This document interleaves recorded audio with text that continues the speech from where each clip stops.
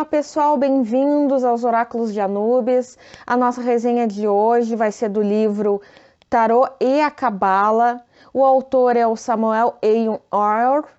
Essa é uma publicação da editora Edichal. Aqui seria o verso.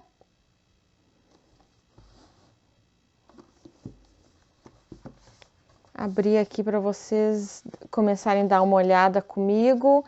Essa é uma publicação de 2018. É uma editora da cidade de Curitiba, estado do Paraná. Antes de eu começar a falar para vocês, de fazer a resenha sobre esse livro, como vocês podem ter visto, ele é um livro que ele mistura a cabala com tarô, né? É como que a cabala enxerga o tarô, como que eles utilizam, como que é a utilização do tarô e o significado do tarô para essa ordem, né, esotérica. E para muitos que não conhecem o que é a cabala, eu vou falar um pouquinho primeiramente sobre o que é a cabala, né? A cabala é um método esotérico que engloba um conjunto de ensinamentos relacionados com Deus, o universo, o homem e a criação do mundo, a vida e a morte. É a mística esotérica judia que se fundamenta na revelação de Deus a Adão e a Moisés. É uma escola de pensamento espiritual que tenta decifrar o conteúdo da Torá. Os primeiros 5 livros do Antigo Testamento da Bíblia, denominado Pentateuco pelos cristãos, acreditando que os segredos do universo foram revelados por Deus de forma codificada naqueles livros. A cabala também é vista como uma forma de filosofia de vida, que ensina aos cabalistas formas de superar obstáculos para evoluir e atingir a paz espiritual. Suas primeiras manifestações remontam aos primeiros tempos da era cristã, mas a cabala se desenvolveu particularmente entre os séculos 11 a 16 e se transcreveu como uma doutrina em livros secretos como o Zorar, Livro do Esplendor, redigido na Espanha no século 13 e que contém os ensinamentos da cabala e orienta os seus seguidores.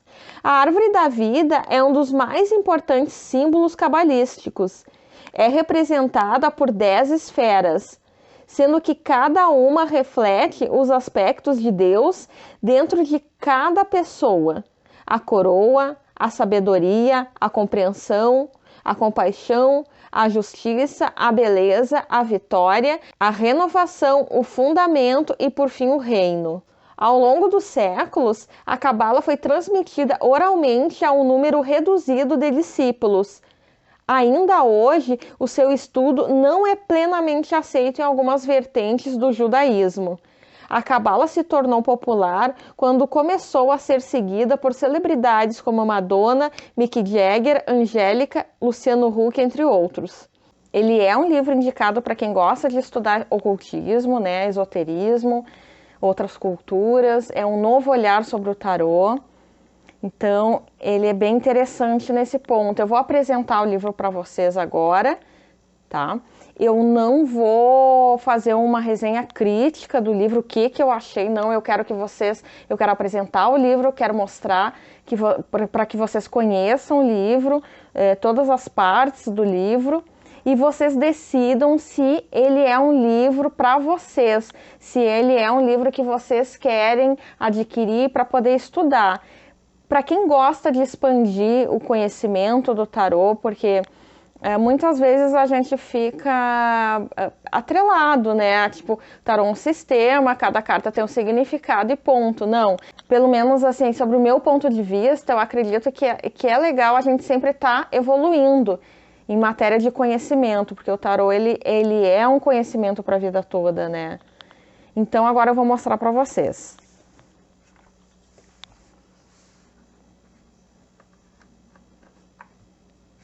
Vou abrir. Vou falar agora um pouquinho para você sobre o autor. O nome dele, civil, né, é Victor Manuel Gonçalves Rodrigues. Ele é nascido na Colômbia, Bogotá. O nome esotérico Samuel, ele foi definitivamente assumido em 54, num evento da ordem dele, aqui não fala, mas como fala em discípulo e templo, é uma ordem, né? Não fala qual delas que é, porque existem várias. Então, a partir desse acontecimento, todos os seus livros passaram a ser assinados como Samuel. Não fala muito sobre ele, fala muito essa questão do nome mágico e a questão de onde ele morava, a data de nascimento.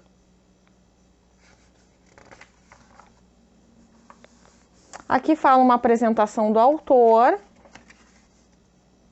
Aqui o prólogo do livro, né? E ele fala aqui sobre... Aqui agora eu vou começar a falar sobre todo o olhar dele, o ponto de vista dele sobre tarô e sobre a cabala referente ao tarô, né? Daí ele falou, vou ler pedacinhos, assim, né? Não vou me estender até pro vídeo não ficar tão longo. A cabala é a ciência dos números. E para ele, o autor do tarô é o arcanjo Metatron. E aí eu comecei a colocar alguns pontos aqui, né, quando eu estava estudando o livro, mas eu não vou entrar porque eu ficaria muito... Tem que ler mesmo, tem que se aprofundar no olhar aqui, nessa introdução toda, como que ele enxerga o tarô junto com a cabala. Na primeira parte, a descrição e estudo esotérico das cartas do tarô. Vocês podem ver que ele usa o tarô de Kier, o tarô egípcio de Kier. Kier é uma editora que fica na Argentina. Tem uma versão em português, o tarô egípcio de Kier, pela editora, quem publicou foi a editora Pensamento até. Mas o verdadeiro, o original, ele é chamado assim, tarô egípcio de Kier, em função da editora que é de lá, da Argentina. Aqui ele começa já, só para esclarecer para vocês que ele vai falar, ele vai abordar só os arcanos maiores, tá? Ele começa pelo arcano 1, o mago, ele faz a descrição da lâmina. Essa primeira parte é a descrição do desenho desse tarô egípcio de Kier. Depois ele fala sobre o significado esotérico do arcano, aí sim vem uma descrição.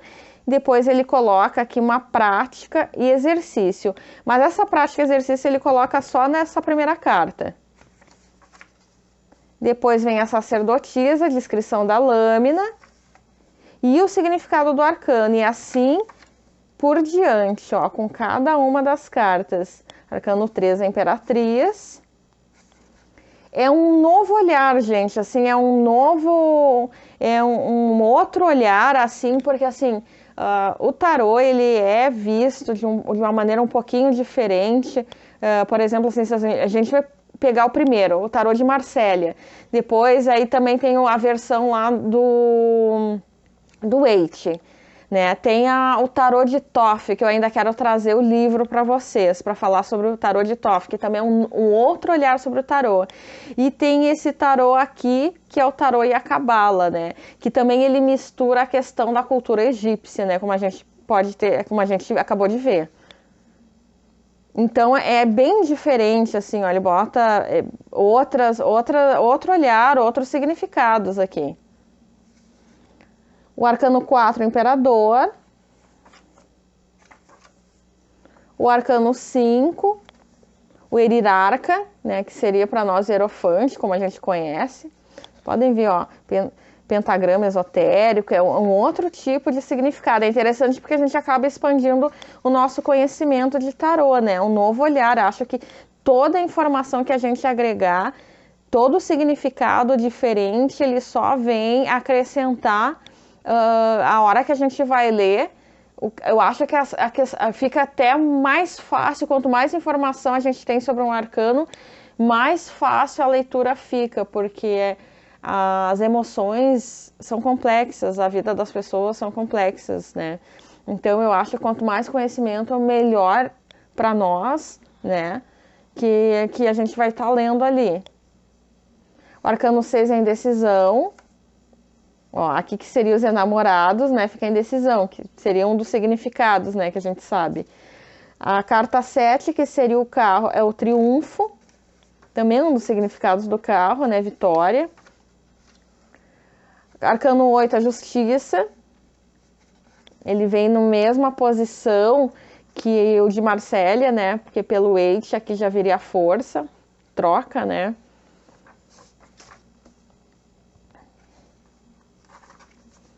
O arcano 9, o eremita. Olha só como é bem diferente. É muito interessante. Esse livro aqui ele é muito interessante. Para quem gosta de agregar novos conhecimentos referentes ao tarô, eu acho ele super interessante. Indico mesmo. Ó, o arcano 10, que a gente conhece, que é a roda do destino, né? Aqui é a retribuição. Ó, com vários símbolos, né? Símbolo do infinito. Mas aqui não é infinito, é um outro significado. A árvore da vida aqui já vem. Todos os significados em relação ao corpo também. É bem interessante, sabe? A leitura do arcano que ele faz, esse autor. O arcano 11, que a gente conhecia como a força, né? Aqui é a persuasão. O arcano 12, que seria o pendurado, aqui é o apostolado.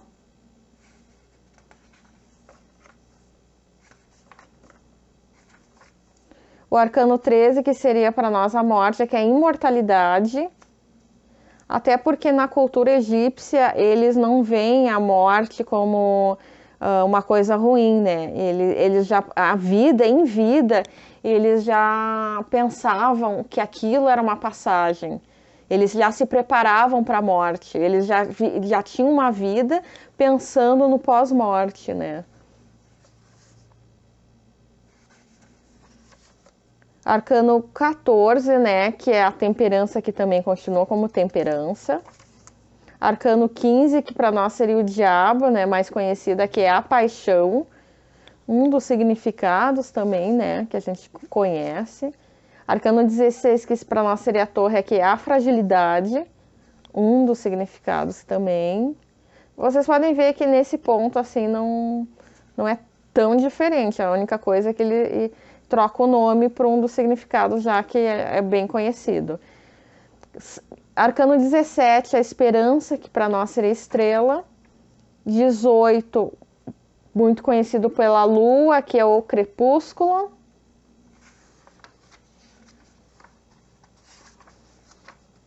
O arcano 19, que a gente conhece pelo sol, né? Que é a inspiração. O arcano 20, que a gente conhece por julgamento, aqui é a ressurreição, um dos significados também da carta. Arcano 21, aqui que é diferente. O que para nós viria de ser o mundo, o 21 e 22 o louco, aqui inverte. Aqui o 21 é o louco. E aqui no 22, que deveria ser o mundo, aqui é o regresso. Então aqui inverte para ele, para esse autor. Aqui na parte 2 do livro vem já a iniciação através das cartas do tarô. Como se fosse uma própria iniciação com um processo do tarô, vinculando o tarô, como se fosse uma jornada. Ele vai colocar arcano por arcano, do 1 até o 22 aqui. Como se fosse uma escalada, uma jornada, uma passagem de iniciação mesmo.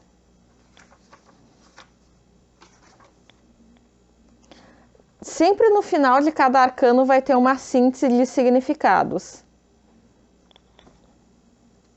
Aí o arcano 2, ó, síntese, 3, aí vem a síntese com cada um deles, 4, o 5,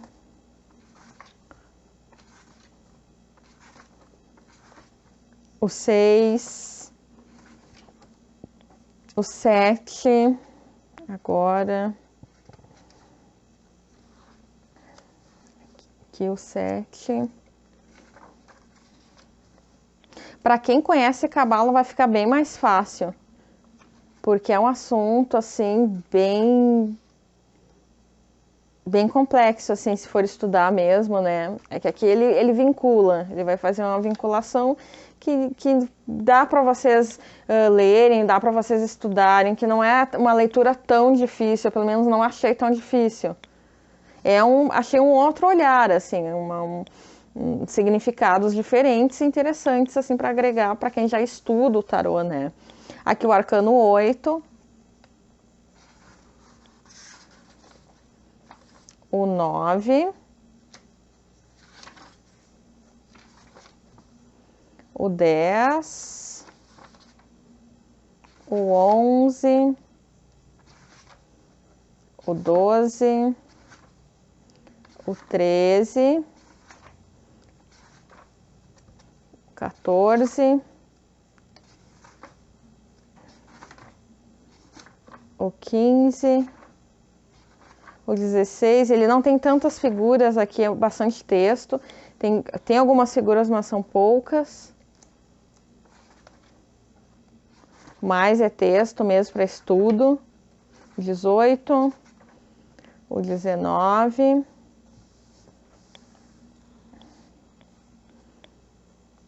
o 20, o 21, o 22, e o 22. Aqui vem a combinação de arcanos. Ele faz uma combinação unindo alguns arcanos, grupos de arcanos e significados relacionados. Ó, o 7, 8 e 9, os arcanos, né? Os arcanos 11 e 12. Aqui vem vários, né? O 6, o 9, o 12, 13, 14, 15, 16, 17, 20. E são esses. Aqui na terceira parte dele já vem falando sobre Cabala. Aqui o conteúdo ele fica um pouquinho mais complexo. Mas é legal que ele ensina, assim, para quem ainda não conhece bem, assim, ele ensina. Parece complicado, assim, é que é um assunto que tem que se aprofundar, assim, aí só se a pessoa quiser mesmo. É interessante, assim, para quem estuda ocultismo, esoterismo, é um assunto interessante. Aqui fala sobre o absoluto, Ain Sof, Ain Sof Ar, de aura, Ain Sof Parani. Aí vem um nome que eu não consigo pronunciar, mas ele vem explicando daí toda a parte cabalística, a árvore da vida. Ele explica também como que quais são. Aqui ele fala sobre os graus. Não vou entrar nesse assunto porque é um assunto bem complexo, não vou falar. Aqui ele fala sobre as esferas e os mundos, os níveis. Aqui ele vai falando um por um, que eu falei bem ali no começo para vocês, né? Sobre a árvore da vida, sobre o que cada um desses níveis, né, significa. Ele fala que cada um deles.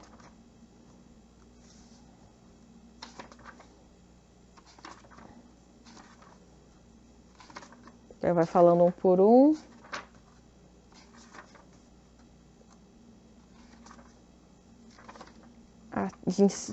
De cima, né? Ele foi vindo até embaixo aqui. Aqui ele fala sobre os níveis dos infernos, os níveis baixos, também tudo referente à árvore da vida e as dimensões, né? É um assunto bem mais profundo já aqui nessas partes.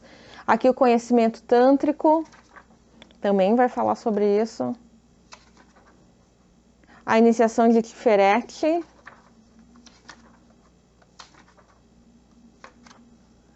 Aqui ele fala sobre numerologia e matemática esotérica.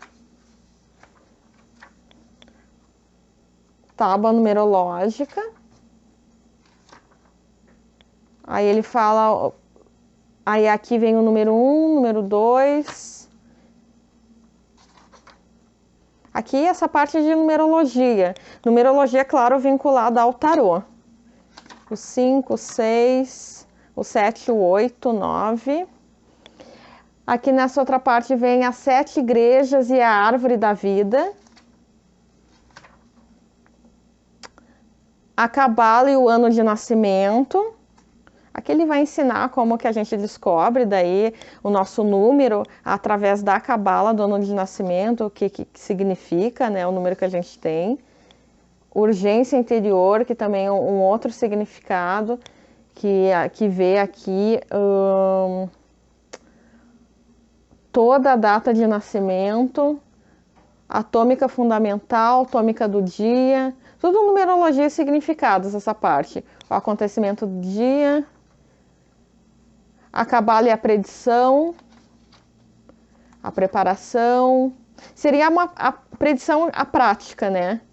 Inspiração, intuição, predição em síntese, aí aqui fala de todos os arcanos do 1 até o 22, o significado assim bem sintetizado de cada arcano. Aí ele vai colocando arcano do 1 até o 22 aqui de novo. Só que aqui ele vai falando o que significa, né, pela cabala, né? Um elemento de predição, o axioma transcendental, a letra hebraica e a séfira cabalística, onde que ele está na árvore da vida lá localizado. Aí vai falando arcano por arcano. Até o 22, né?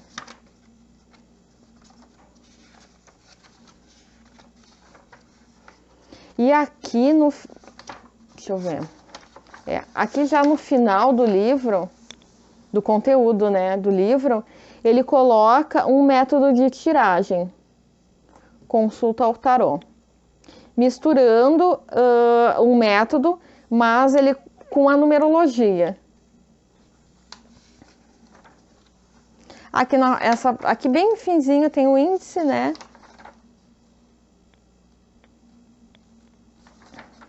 Aqui na parte final tem algumas publicações que eles colocaram de alguns livros, né? Fazendo a merchandising dos livros.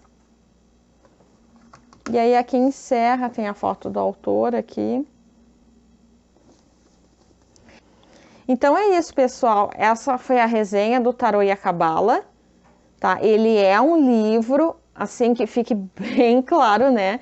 Ele é um livro para quem gosta de estudar ocultismo, esoterismo, de se aprofundar bastante na parte do tarô e significado para outras culturas, para quem gosta de... Não é uma leitura simples, assim, porque aqui, quando a gente entra na parte da Cabala, para quem ainda não estuda, eu acredito assim que quando lê, tem coisas que vai ficar no ar e que vai precisar de um estudo ainda maior sobre esse assunto. Mas eu acho super interessante, assim, super válido para agregar novos conhecimentos. Porque a gente sabe, quanto mais a gente estuda, mais a gente evolui e um melhor atendimento a gente pode oferecer para as pessoas. Obrigada pela companhia de todos e até o próximo vídeo.